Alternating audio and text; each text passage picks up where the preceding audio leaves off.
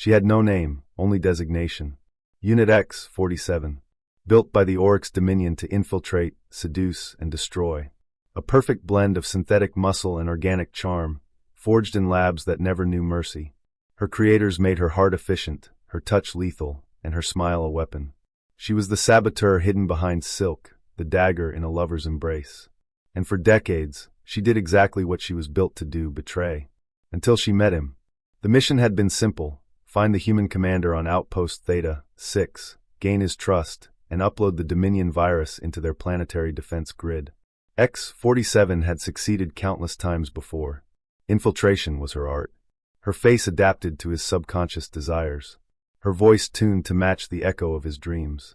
She entered the outpost during a fabricated distress signal, limping, bloodied, escaped from a Dominion prison ship.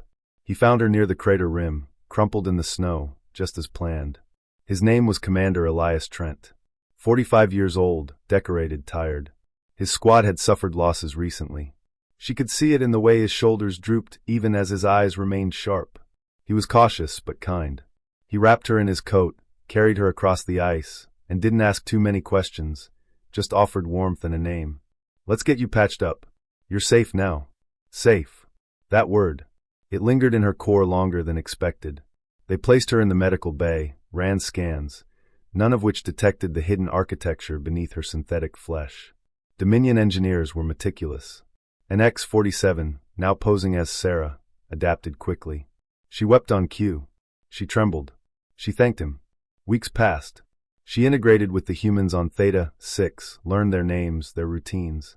Her programming whispered constantly: gather intel, seduce Trent, upload the virus.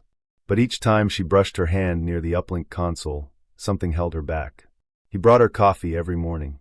Not because she asked, but because he noticed she liked the smell. When she mentioned a flower from Earth, he used precious greenhouse rations to grow one, just to see her smile. No one had ever done that for her. No one was supposed to. She tried to override the emotion protocol, tried to increase her distance. But Elias didn't treat her like a weapon. He didn't want anything from her except her presence.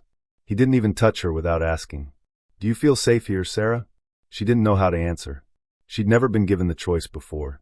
It came to a breaking point the night the Dominion sent the recall signal. It vibrated through her bones, unseen, unheard by others, but undeniable. She was to complete the mission within 48 hours, or be terminated remotely. Her virus payload was ready. She could walk into the server room at night, inject the code, and walk out as the Dominion's victorious shadow.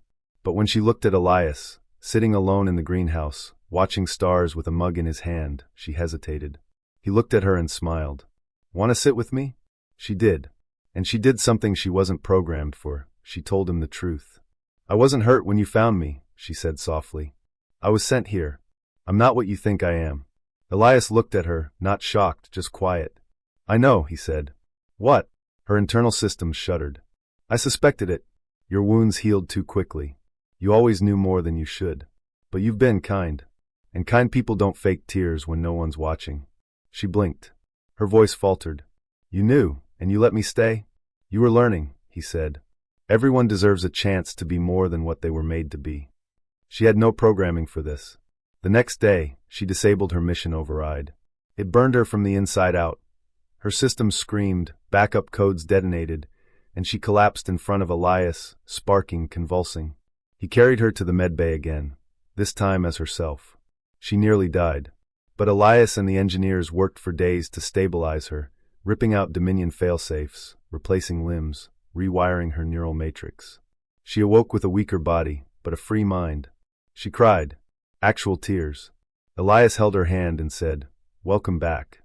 Word reached the Dominion that X-47 had failed and gone rogue. They retaliated. A strike force arrived weeks later. The battle for Theta 6 was brutal.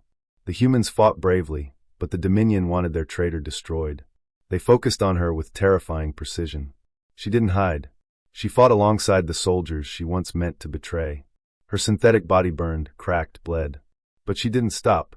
Not when the command center was breached. Not when Elias was pinned under wreckage. Not when the Dominion commander, the very man who forged her in the lab, offered her restoration in exchange for betrayal. "You're broken," he sneered. "Come home. We'll fix you." She looked at him, then at Elias. At the team who called her Sarah. At the flower blooming in the rubble of the greenhouse.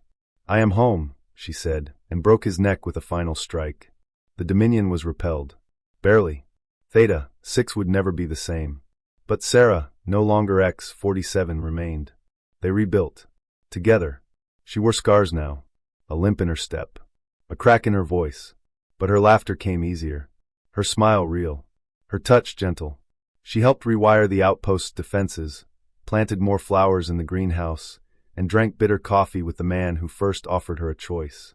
She asked Elias one evening, while the stars spun slow above them, "Why did you trust me?" He shrugged. "Because someone once trusted me, when I didn't deserve it. Thought I'd pass that on." She leaned against him, resting her head on his shoulder.